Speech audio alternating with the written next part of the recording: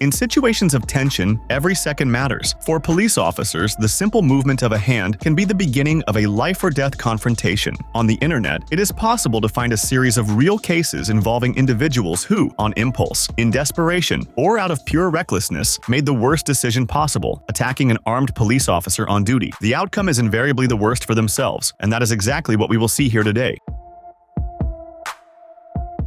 In the month of March of the year 2016, Officer Joshua Hilling of the state of Ohio in the United States of America stopped Javier Aleman, aged 46, for walking on the shoulder of a highway, an act that was forbidden, and was taken aback by the man's behavior. The officer informed him that he would perform a routine search. Aleman then pulled out a knife and rushed at the officer. In response, Hilling fired a single shot into the suspect's abdomen in self-defense. Even wounded, Aleman continued brandishing the knife, retreating and shouting for the officer to take his life, until he was subdued by a taser deployed by another officer. Unlike the aggressor, the officer faced no charges, was praised for his restraint, and deemed worthy of a medal. Stop! Just stop!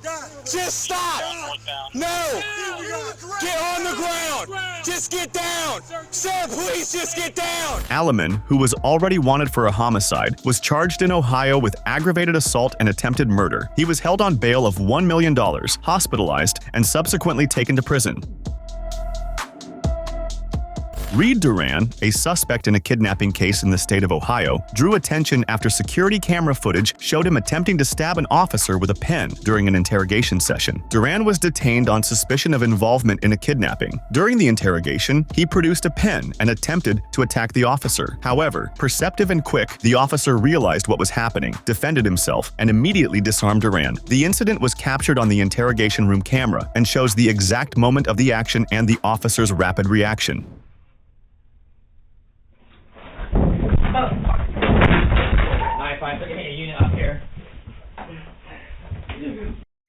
The officer suffered no serious injuries and Duran remained in custody. There are no updated reports on formal charges or the current status of Duran's case. The video of his attack on the officer went viral and was broadcast on various television news programs.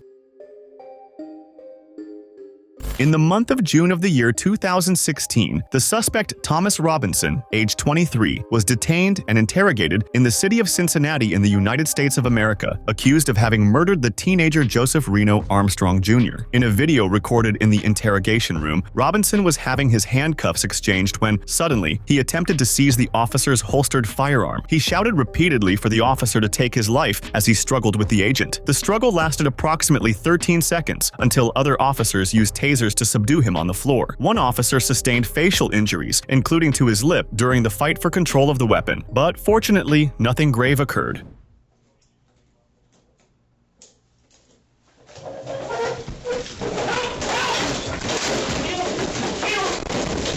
Robinson was formally charged with multiple crimes, including murder, attempted seizure of a police officer's weapon, assault on an officer, illegal possession of a weapon, and drug possession.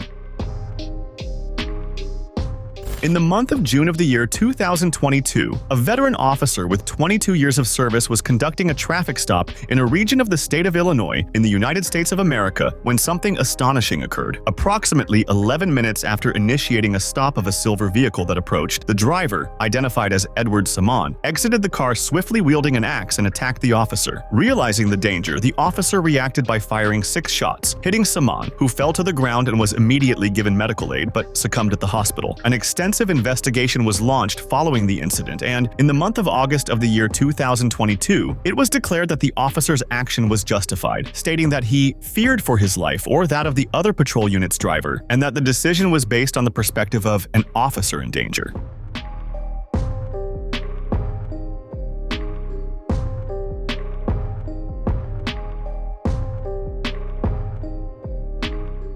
No criminal charges were brought against the officer, who clearly only defended himself against the man's fully aggressive and dangerous attack, which could have been fatal had the officer not acted swiftly.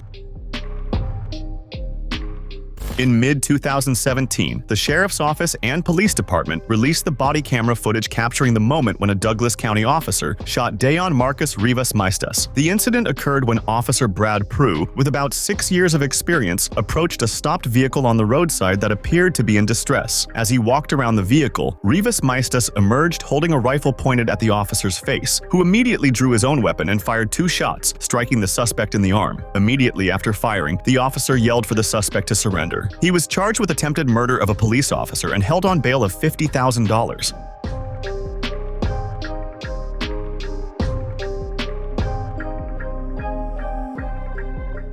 The rifle he carried was unloaded, though that did not prevent the officer from reacting to the perceived threat. Authorities praised the officer's speed and accuracy, noting that his training and immediate response were essential to preventing a potentially more severe outcome.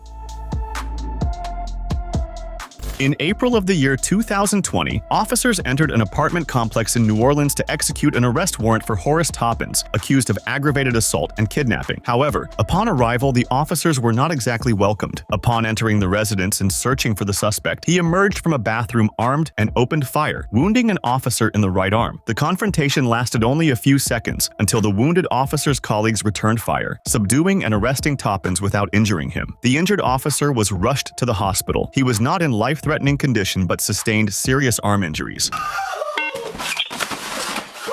he at? Where's he at? Where you? You got him? You said you alright? In March of the year 2021, it was revealed that 4 officers involved in that incident, including the wounded officer, faced administrative suspensions for not wearing ballistic vests and for protocol failures during entry into the residence.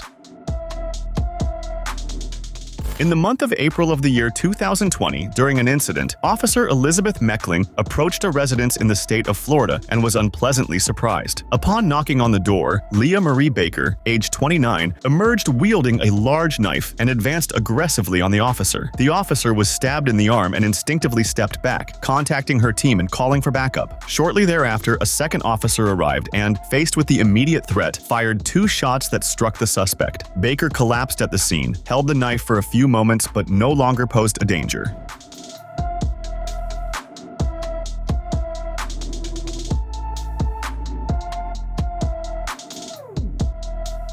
Leah Baker later died at the hospital. The local prosecutor's office declared the police action justified, noting that the suspect posed a lethal risk by attacking an officer with a knife.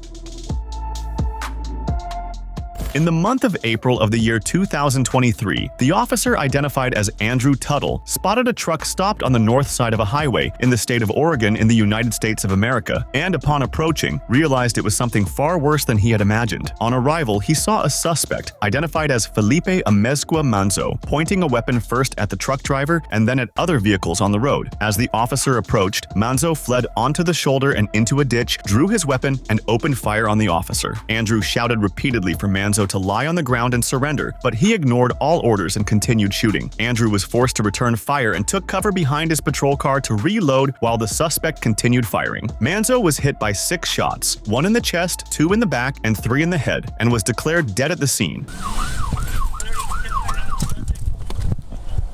Get on the ground! Get on the ground! Get on the ground! Get on the ground now! An investigation was launched and the officer's response was deemed justified, as it was recognized that Manzo represented a lethal threat and ignored the officer's commands. Officers of the Olympic Division Patrol were patrolling the 2600 block of Pico Boulevard, heading east, when they spotted a man on the opposite side pointing a firearm at them. The suspect, identified as Jose Delgado Pinto, age 29, opened fire on the police vehicle as soon as the officers braked, initiating a shootout. Delgado Pinto then tried to flee on foot after discarding his weapon, later identified as a homemade, unnumbered gun. After attempting to escape, he was fortunately cornered by backup officers. Get down! Come on!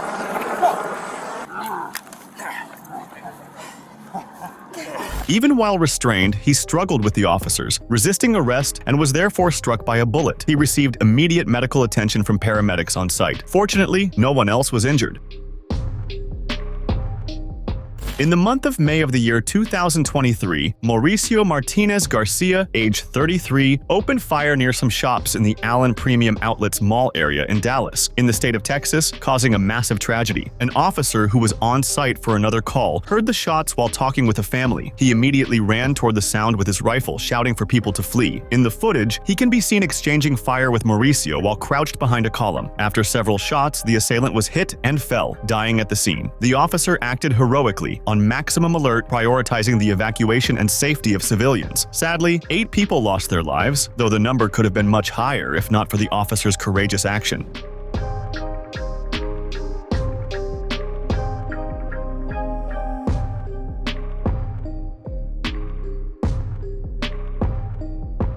Mauricio Martinez Garcia was identified as an extremist of the far right, with neo-Nazi tattoos and strong connections to supremacist and fascist ideologies. The officer who fatally shot him was exonerated, as he acted in self-defense and in defense of the public.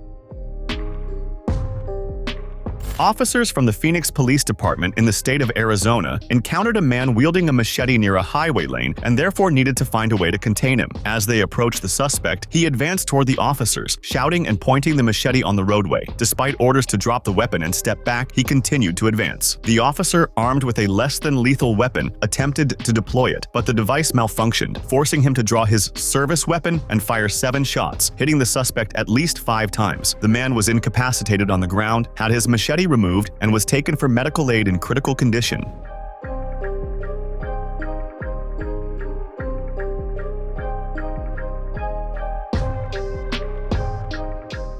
Thanks to prompt medical attention, he did not die and his condition was stabilized. After recovery, he was transferred to jail. Don't forget to subscribe so you can watch more videos like this.